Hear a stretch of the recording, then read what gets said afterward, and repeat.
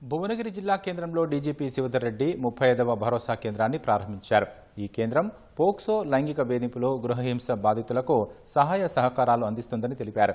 సామాజిక కార్యకర్తలు, సైకాలజిస్టులు, డాక్టర్లతో బాధితులకు కౌన్సిలింగ్ ఉంటుందని చెప్పారు.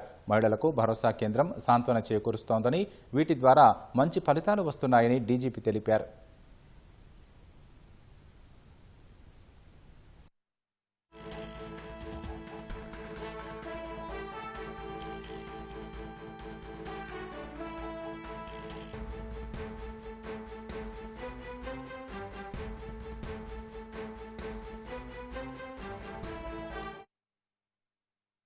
రాష్ట్రంలో 35th భరోసా సెంటర్ని ఇవాళ ఓపెన్ జరిగింది.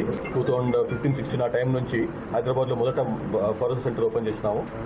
ఒక 10 ఏళ్ల కింద ఈ భరోసా సెంటర్ పోలీస్ స్టేషన్ సంబంధం లేకుండా సపరేట్గా భరోసా సెంటర్ ఉంటే అక్కడికి వచ్చి మనసు విప్పి మాట్లాడుకుంటారు. పోలీస్ స్టేషన్ ఉన్నటువంటి వాతావరణానికి భిన్నమైన వాతావరణం ఇక్కడ ఉంటుంది, ఒక ఫ్రెండ్లీ వాతావరణం ఉంటుంది.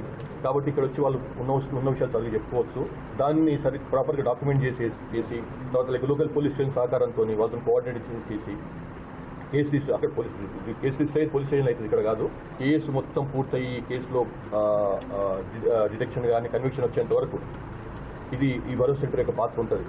ఇది బాగా ప్రచారం పొందింది మన స్టేట్లో. వేరే స్టేట్ వాళ్ళు కూడా వచ్చి ఈ భరోసా సెంటర్ని చూసుకొని వాళ్ళ స్టేట్లో ఎస్టాబ్లిష్ చేసిండ్రు. కాబట్టి ఇది ఒక ఫ్లాగ్షిప్ ప్రోగ్రామ్ లాంటిది తెలంగాణ రాష్ట్రానికి.